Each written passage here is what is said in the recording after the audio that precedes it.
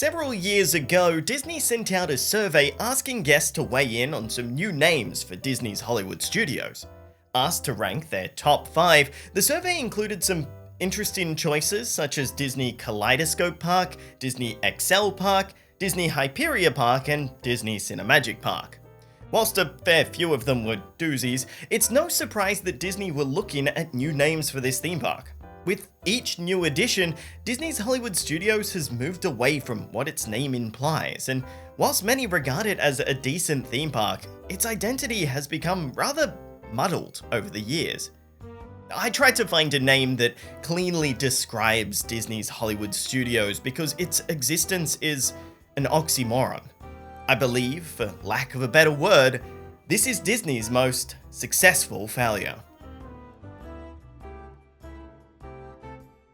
A quick thank you to NordVPN for sponsoring this video. With the task of expanding Epcot's future world, Marty Sklar and Randy Bright led a team of Imagineers to conceptualize 2 new pavilions. This eventually led to Wonders of Life and the plans for a pavilion dedicated solely to show business called Great Moments at the Movies. The company's new CEO, Michael Eisner, had come across these new projects for Epcot and decided that the setting for Great Moments at the Movies would instead be suited for its own theme park, dedicated to Hollywood, entertainment, and show business. An idea that would eventually become Disney's Hollywood Studios.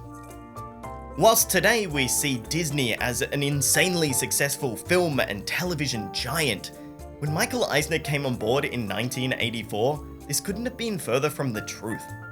Following the death of Walt Disney in 1966, the company essentially entered limbo as it split into 2 camps that were fighting out over how the company should be run.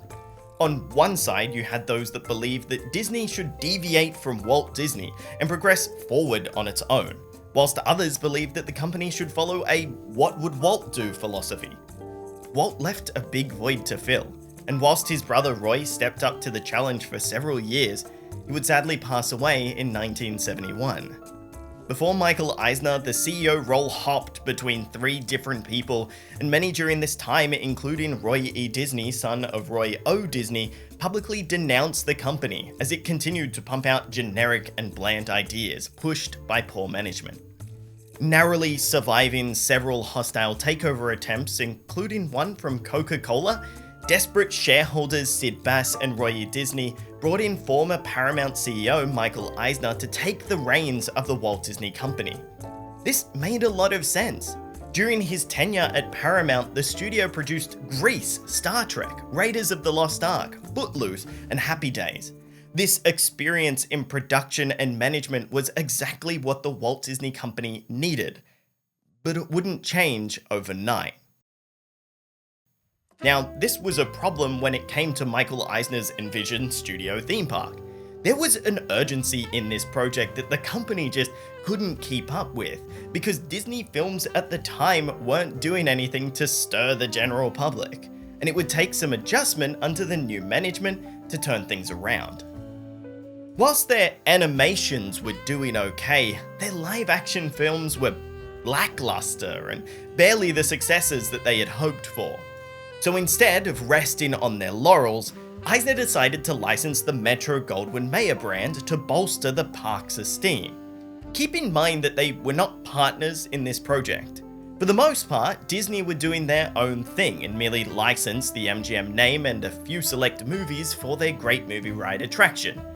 Even though it seems bizarre by today's standard, it was a wise choice and expanded their potential audience greatly. But why was Eisner so insistent on this project's quick turnaround? He came on board in late 1984 and by early 1985 had already entered a licensing agreement with MGM and officially announced the theme park. What was the rush? Whilst never officially confirmed, many believe that when he worked as CEO of Paramount Pictures, he was privy to information that Universal Studios was planning a Floridian-based theme park. It's believed that Disney-MGM Studios was an effort by Disney to force Universal's hand and prevent them from building their theme park by beating them to the punch. But Universal didn't really seem to care and continued anyway. Disney put on a smile and welcomed their new neighbours, but they were furious. Eventually, more information would come out about the project, taking inspiration from their friends at Universal. Disney believed that their theme park dedicated to filmmaking would be more appealing if it actually did some filmmaking. It was decided that the theme park would be built parallel to sound stages and production facilities for films and television, along with a new Florida unit for Walt Disney Animation Studios. With this emphasis on being an active studio, guests would have the opportunity through various tours to get up close and personal with film products and animation. An entire backlot would be created that simulated the many streets of America for film productions to utilize, and Disney wanted to open their doors so that anybody could rent and use their new Florida-based facilities. It was to be a grand hub for a wide range of film and television shows, and before the park had opened, they filmed The Lottery with Bette Midler to showcase what the facility had to offer.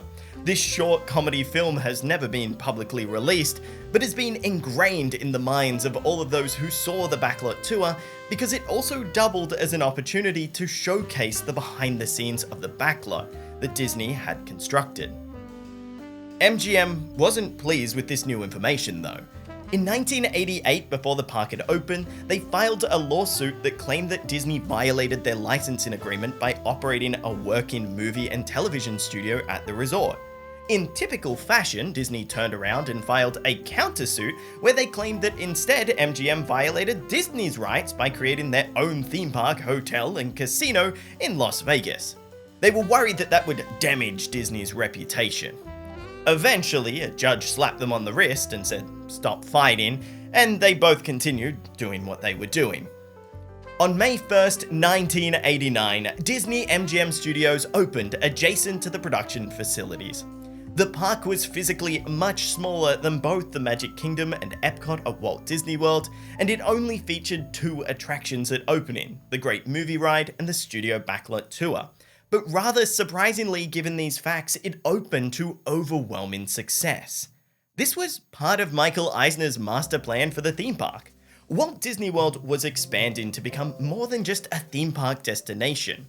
With each new addition, it became a vacation destination where all needs could be satisfied, and the plan was to entice guests with Disney-MGM as a half-day experience, and then push them to see what else the resort has to offer, like Typhoon Lagoon and Pleasure Island, and it worked. Even though the park opened with 2 attractions, one was kind of a mega attraction. The Studio Backlot Tour was an elaborate experience that originally took several hours to go through multiple studios, backlots, production facilities, and more. I believe that this attraction deserves a video of its own, but keep in mind that this was the main draw for the theme park. But as the park became more popular, the park essentially needed to self-cannibalize this experience to accommodate for the sheer number of bodies. Surprisingly, as the studio theme park succeeded, the studio next door wasn't doing so great. You're sitting down to watch the newest hit movie, The Lottery, with Bette Midler, filmed at Disney-MGM Studios. But oh no, it's blocked in your country. You pull out your phone to figure out how to bring an end to this awful ordeal. But then you smell it. Public Wi-Fi. You weren't going to put your password in there, were you? You're tired. You're in pain. But then you see it. A silhouette appears. Is that Bette Midler? No, it's NordVPN. This outrageous fortune means big business, and with a simple hocus pocus, you can have NordVPN on your device quicker than you can say Cats and Dogs, The Revenge of Kitty Galore, a movie that actually exists. So don't delay. Stay safe online and watch hit movies wherever you are going by going to nordvpn.com/ReviewTyme or use my code ReviewTyme to get 73% off the 2-year plan plus 4 months free. That's $3.18 per month, almost a house in this current economy. If not for yourself, do it for Bette Midler. Now back to Disney-MGM Studios, the home of all things Bette Midler. The Backlot facilities housed two major components. The first was Walt Disney Feature Animation Florida, and the second was Walt Disney Studios Florida. The animation studio, by all accounts, was doing okay. As a satellite facility, they assisted in the production of Beauty and the Beast, Aladdin, and The Lion King. But they also managed to produce some feature films on their very own, which were Mulan, Brother Bear, and Lilo and Stitch.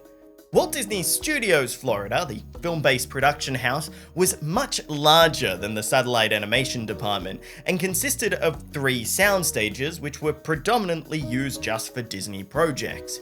Beyond a few minor projects from third parties, that was kind of it. The original plan to make the studios a grand hub for film and television just didn't get off the ground, and while some projects were produced on the backlot, there simply wasn't enough to satisfy demand on their tours. Disney had a ticking time bomb. The park was attracting great crowds and was well received, but with only 2 attractions, the success of Disney-MGM Studio was riding off a fulfilling Studio Backlot Tour. Their choice was either to adapt the park into a fully fledged theme park or double down on the studio. Disney was fast to improvise, adapt, and overcome the situation before it got out of hand. By the end of the year, the theme park received additions such as Indiana Jones Stunt Spectacular in October and Star Tours in December. These both proved to be immensely popular, and whilst it spelt the beginning of the end for the studio, it relieved much of the pressure that was being placed on the Backlot Tour. Piece by piece, the significantly more successful theme park began to encroach on the studio's land. Originally, the studio tour would drive you through the working backlot set of New York, but this was cut after several years and was open to guests to relieve foot traffic, being renamed as the Streets of America. The Walt Disney Theatre portion of the tour became its own independent theatre, first hosting a Muppet show in 1990 and then Voyage of the Little Mermaid in 1992.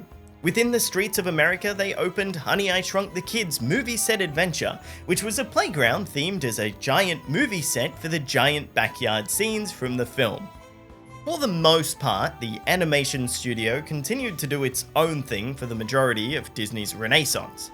It was a prominent part of the Backlot Tour, but eventually got separated into its own tour called the Magic of Disney Animation, which had a showroom where a professional animator would guide you through character designs. Unfortunately, after the turning millennia, Disney just wasn't having as much success with their animated features, and the Floridian Animation division closed in 2004. The animation tour was transformed into the Magic of Disney Animation attraction, which stayed open for another decade in the now defunct studios. To satisfy growing crowds, Disney created Streetmosphere with an improvisational troupe of actors called the Citizens of Hollywood, which would go on to become one of the longest running attractions throughout the park's history. The park saw its biggest expansion to date in 1994, with the addition of Sunset Boulevard and the Twilight Zone's Tower of Terror, an attraction which we have personally covered the history of before. The dark tones and thrill aspects of this attraction helped to grow Walt Disney World's appeal amongst teenagers and young adults, a group that Michael Eisner was personally interested in capturing the attention of. In 2001, Disney added one of their most unique attractions, Who Wants to Be a Millionaire Player, a fascinating experience where guests could feature in their own episode of the hit TV game show. Instead of competing for cash, guests competed for points, and the hot seat was determined by the fastest finger amongst the crowd. Now, because of this, sometimes a child would merely smash all of the buttons randomly and the round would be insanely short, but that was rather rare. You could exchange your points for pins, a baseball cap, shirts, and others, but if you won the $1 million point prize by answering 15 questions right, then you would receive an all-expenses-paid Disney Cruise Line vacation for 4. During this same year, a giant sorcerer's hat appeared on the park's main street to celebrate Walt Disney's 100th birthday. This made a lot of people very angry and has been widely regarded as a bad move. Many thought that the cartoon aesthetic clashed with the Art Deco realism of Hollywood, whilst also blocking the view of the Chinese theatre, which was the centre point of the theme park, so it was removed in 2014. Though, whilst the hat remained in the park, MGM decided they didn't want to renew their licensing agreement with Disney, and thus they were forced to rename the park from Disney-MGM Studios to Disney's Hollywood Studios in 2008. This name change somewhat bookmarked the thematic shift away from the exploration of film and production to be more of a celebration of movies and television. The park was no longer about the now defunct studio which it shared its land with, but instead provided new stories and worlds for guests to explore with Toy Story Land and eventually Star Wars Galaxy's Edge, which spelled the end of the studio as it was constructed over the streets of America and many of the sound stages and backlot facilities. It made sense for Star Wars to call Hollywood Studios home. Starting in 2003 on the weekends in May and June, the park would host a huge celebration for everything Star Wars called Star Wars Weekends. Fans would dress up, the park would feature additional shows, and it was all round a campy good time. Though they stopped shortly after Disney purchased the rights to Star Wars in 2012, as the Star Wars Weekends had a tendency to be a little bit silly. This went against their vision of a serious, gritty Star Wars universe, and so it was shut down in 2015. I'll be honest in saying that originally I thought this would be another mistakes video, similar to Epcot or Walt Disney Studios Park in Paris, where I provide a list of problems which could have easily been avoided. And whilst this theme park did have problems, Disney under Michael Eisner's early management was damn quick to fix them.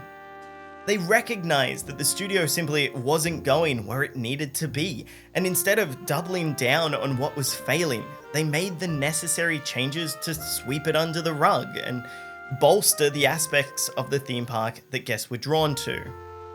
There was no whining or complaining, just quick, necessary action. Interestingly, this strategy of start small and expand quickly went on to influence most other theme parks opened under Michael Eisner. They would always open smaller, albeit with a huge master plan. And it seemed that the intention was if you came back in a year or two, you would be treated to a brand new experience. This worked wholeheartedly with MGM Studios, but it started to dwindle with Animal Kingdom and Disney's California Adventure Park, before absolutely falling flat on its face with Walt Disney's Studio Park and Hong Kong Disneyland. Why didn't they work? It's hard to say. Perhaps the strategy was a one-time fluke, or the momentum just wasn't there for the other projects later in Disney's timeline. But these later failures would spell the beginning of the end for Michael Eisner at Disney. I mentioned earlier that this was perhaps Disney's most successful failure, and I stand by that. This theme park had no reason to succeed. Opening with such little things to do centered around a backlot which nobody wanted to use could have very easily swung the popularity in a different direction. Word of mouth and bad press could have ruined this theme park, but quick thinking and successful management led to it becoming one of the most attended theme parks in the world. Probably also helps that it's part of the world's premier theme park destination as well. For the home of all things theme parks, I'm Dom from ReviewTyme. Thanks for watching.